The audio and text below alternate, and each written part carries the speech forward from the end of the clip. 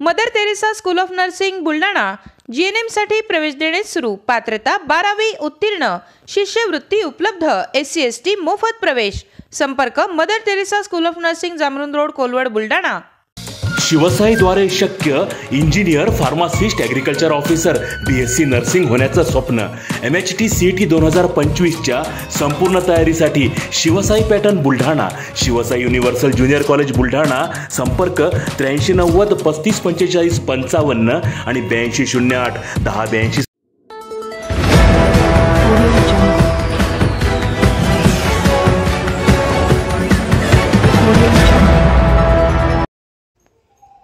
केंद्रीय मंत्री प्रतापराव जाधव यांच्याकडून नुकसानग्रस्त भागाची पाहणी, जास्तीत जास्त भरपाई मिळवून देण्यासाठी प्रयत्न करणार, नुकसानीचे पंचनामे करण्याचे निर्देश।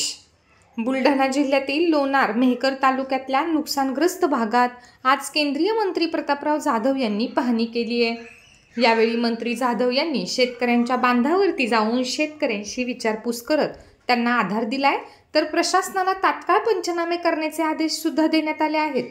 शिवाय जास्तीत जास्त नुकसानाची भरपाई कशी मिळेल यासाठी सुद्धा आपण राज्य सरकार केंद्र सरकारकडे पाठपुरावा करू, असे आश्वासन मंत्री जाधव यांनी दिले। आमदार साहेब समोर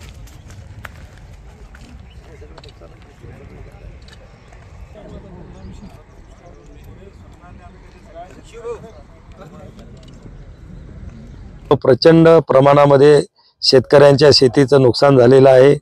काही शेती आपण ज्या ठिकाणी उभे आहोत तुम्ही पहा, शेतीचे काही ठिकाणी वाळवंट तयार झालेले आहेत।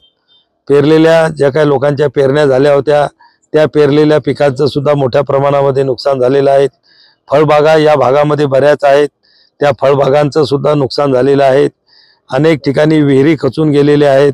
सोलर पंप त्या ठिकाणी बसवलेले होते, त्या सोलर पंपाचं सुद्धा मोठ्या प्रमाणामध्ये नुकसान झालेलं आहे। एकंदरीत पाहिलं तर त्या 2 दिवसामध्ये 260 मिलीमीटर पर्यंत पाऊस या 2 तालुक्यामधल्या अनेक मंडळामध्ये झालेला आहे।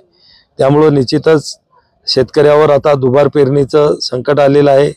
काही शेतकऱ्यांना खरडून गेलेल्या जमिनी दुरुस्त करायला त्या ठिकाणी शासनाची मदत लागणार आहे।